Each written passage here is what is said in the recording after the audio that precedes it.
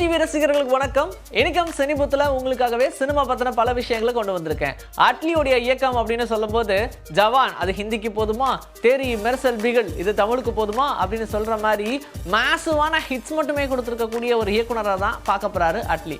என்னதான் அட்லியோடைய தயாரிப்புல baby John அப்படின்ற படம் ஓரளவுக்கு தான் ரசிகர்கள் மத்தியில், குறிப்பா ஹிந்தி ரசிகர்கள் மத்தியில் வரவேற்பு பெற்றாலும் விட்டுருவேனா நான் மிரட்டி விடுறேன் பாருங்க அடுத்ததுல அப்படின்ற மாதிரி அல்லு அர்ஜுனோட கை கோர்க்க போறாரு அப்படின்ற மாதிரி சொல்லிக்கிட்டு இருந்தாங்க. ஏன்னா ஆல்ரெடி புஷ்பா 2 அப்படின்ற ஹிட்டுக்கு அப்புறமா மறுபடியும் அந்த இயக்குனரோட இணைஞ்சு ஒரு இயக்குனர் படம் பண்ணும் அப்படின்னா சாதாரண விஷயம் கிடையாது. அதுக்கு அட்லி மாதிரியான ஒரு ஆள் தான்ப்பா முடியுன்ற மாதிரி படத்தோடைய ஸ்கிரிப்ட் எல்லாம் கேட்டதுக்கு அப்புறம் அல்லு அர்ஜுன் ஓகே தான், ஆனா ஸ்கெட்யூல் கொஞ்சம் இடிக்குதேங்க அப்படின்ற மாதிரி சொல்லிட்டு இருந்தாங்க. கவலைப்படாதீங்க, ஒரே வருஷம் தான், அதுக்குள்ள இந்த படத்தை மொத்தமா நான் முடிச்சு காட்டுறேன் அப்படின்ற மாதிரி சொல்லியிருந்தாங்களாம். அதனால அடடா பரவாயில்ல, நான் முன்னாடி வந்து புஷ்பாக்க எவ்வளோ வருஷம் காத்திருந்தேன் தெரியுமா, என்னால் அவ்வளோதான் முடியாது, சீக்கிரம் முடிச்சிருங்க அப்படின்னு சொல்லுறதும் மும்பைக்கு கிளம்பி போய் அதுக்கான மேக்கப் டெஸ்ட் எல்லாம் பண்ணாங்க, லுக் டெஸ்ட் எல்லாம் பண்ணாங்க, ரொம்ப சூப்பராகவே இருக்குது அப்படின்லாம் சொன்னாங்க. ஆனால் இதை பற்றின எந்த ஒரு அஃபிஷியல் அப்டேட்டும் வராமல் இருக்குது. ஆனால் அதை பற்றிலாம் கவலைப்படாதீங்க, கண்டிப்பாகவே இவங்க சேர்ந்து படம் பண்ண தான் போகிறாங்க அப்படின்ற மாதிரி திரையுலக வட்டாரங்களே நம்ப ஆரம்பிச்சிட்டாங்க. இது இல்லாமல் இந்த படத்தோடைய இயக்குனராக அவருக்கு வேண்டிய சம்பளம் அப்படின்றது 100 கோடி ரூபாய் அப்படின்னு சொல்லியிருக்காங்க. ஆனால் தமிழில் ஆல்ரெடி அப்படி எந்த இயக்குனருக்கும் பெரிய அளவில் சம்பளம் கொடுக்கவே கிடையாது. ஆனால் ஒரு ப்ரொடக்ஷன் கம்பெனி இந்த அல்லு அர்ஜுனோடைய படத்தை நாங்கள் பார்த்துக்குறோங்க அப்படின்னு சொல்லியிருந்தாங்க. ஆனால் அட்லி 100 கோடி கேட்டதுனால அவங்க அப்படியே பேக் அடிச்சுட்டு தான் சொல்கிறாங்க, கவலையப்படாதீங்க தெலுங்குல நாங்கள் இருக்கோம் அப்படின்ற மாதிரி தெலுங்குல இருக்கிற ஒரு பெரிய ப்ரொடக்ஷன் கம்பெனி 100 crores அட்லிக்கு கொடுக்கறதுக்கு ரெடியாக இருக்கிறதாவும் அந்த படத்தை எங்களுக்காக பண்ணி கொடுங்க அப்படின்னு சொல்லியிருக்கிறதாவும் சொல்கிறாங்க. அதனால் பெரிய அளவில் அட்லிக்கு உண்டான எதிர்பார்ப்பு அதிகமாயிருச்சு அப்படின்னு சொல்லலாம். ஒருவேளை அவர் 100 crores வாங்கிட்டாருன்னு வச்சுக்கோங்க, அவருடைய குருநாதர் சங்கர் கூட அவ்வளோ வாங்கினதில்லை. ஸோ கண்டிப்பாக அட்லி தமிழ் சினிமாலே one of the leading and அதிகமாக சம்பளம் வாங்கக்கூடிய இயக்குனர்ன்ற பட்டியலில் முதல் இடத்துல இருப்பார் அப்படின்ற மாதிரி தான் சொல்கிறாங்க. அதுக்காக தான் இவ்வளோ கேட்குறாங்களோ என்னமோ. கைதி விக்ரம் வேதா இந்த 2 படத்துடைய பிஜிஎம் மட்டுமே போதும் சாம் சிஎஸ் யாருன்னு சொல்றதுக்குன்ற மாதிரி பிஜிஎம் பாட்டு அப்படின்னு சொல்லி அடிச்சு நவுத்திருப்பாங்க. ஆனால் புஷ்பா 2க்கு அவர் தான் பிஜிஎம் போட்டாரு அப்படின்னு அந்த ப்ரொமோஷனில் போட்டாங்களே தவிர்த்து அவரை வச்சு எந்த ப்ரொமோஷனும் பண்ணவே இல்லை.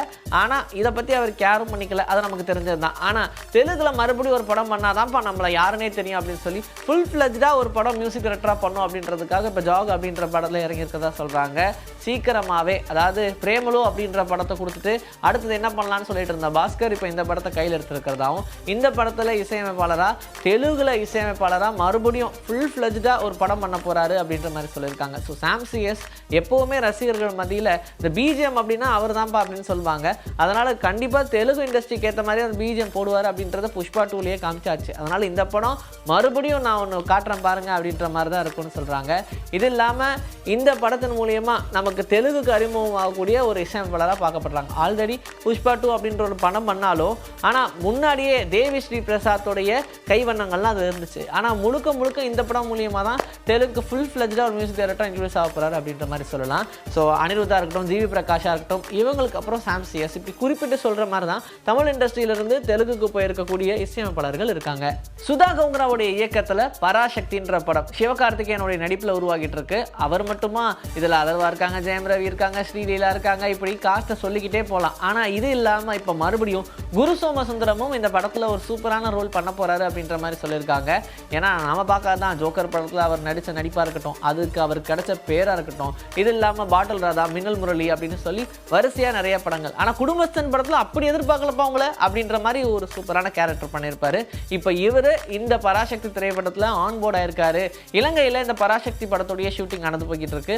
ஆனால் இப்போ இவர் ஆன்போர்ட் ஆயிருக்காரு அப்படின்றது மட்டும் சொல்லிட்டாங்க. இவர் மட்டும் கிடையாது, ஃபசில் ஜோசஃபும் மலையாள இண்டஸ்ட்ரியில் நிறைய படங்கள் நடிச்சிட்டு இருக்கக்கூடிய ஒரு ஆள் தான். கம்மி பட்ஜெட்டாக இருந்தாலும் என் நடிப்பை மட்டும் பாருங்க அப்படின்ற மாதிரி இயக்குனராக இருந்தாலும் நடிப்பில் அப்படி புலி மாதிரி இறங்கி கலக்கிக்கிட்டு இருக்காரு. ஸோ அவருமே இந்த படத்தில் ஒரு முக்கியமான கேரக்டரில் நடிக்க போகிறாரு அப்படின்ற மாதிரி சொல்லியிருக்காங்க. இப்படி ஒவ்வொருத்தரும் ஆன்போர்ட் ஆகிறதே எவ்வளோ இருக்குன்னா நமக்கு தெரியாமல் இருக்கட்டும் அப்படின்றதுக்காக ஏதோ நடிக்கிற மறைச்சி வச்சுருந்தாங்கன்னா எப்படிங்க கண்டுபிடிக்கிறது அப்படின்ற மாதிரி தான் ரசிகர்கள் மத்தியில் பெரிய அளவில் இப்போ பேசிக்கிட்டு இருக்காங்க.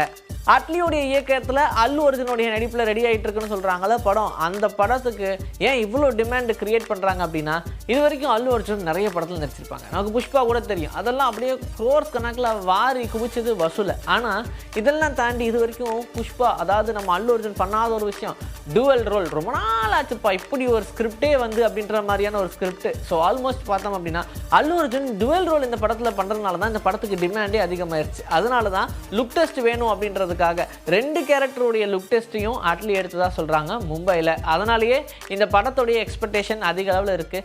யாரும் வரலையா போங்கப்பா நானே ப்ரொடியூஸ் பண்ணிக்கிறேன்ப்பா அப்படின்ற மாதிரி அட்லி ரெடியானாலும் ஆச்சரியப்படுறதுக்கு இல்லைன்ற மாதிரி தான் இந்த படத்துடைய வேலைகள்லாம் ரொம்ப வேகமாக நடத்திக்கிட்டு இருக்காங்க. ஸோ ரொம்பவே சீக்கிரமாக இந்த படத்தை முடிக்கணும் அப்படின்றதுனால படத்துடைய வேலைகள் ரொம்ப சீக்கிரமாகவே ஆரம்பிச்சிட்டாங்க. அண்ட் படம் எடுக்கவே இன்னொரு பக்கம் எடிட்டிங்கும் போய்கிட்டே இருக்கும். அதனால் போஸ்ட்டில் பெரிய அளவில் நம்ம செலவு பண்ணக்கூடாத டைம் அப்படின்ற மாதிரி ஃபோக்கஸ்டாக இருக்காரா அட்லி. இன்றைக்கி நம்மளுடைய சினிபுத்தில் சினிமா பற்றின பல விஷயங்களை பார்த்தாச்சு. இதே மாதிரி அடுத்த எபிசோடில் உங்களை நான் வந்து சந்திக்கிறேன். This is bye from Vijayasri. Take care.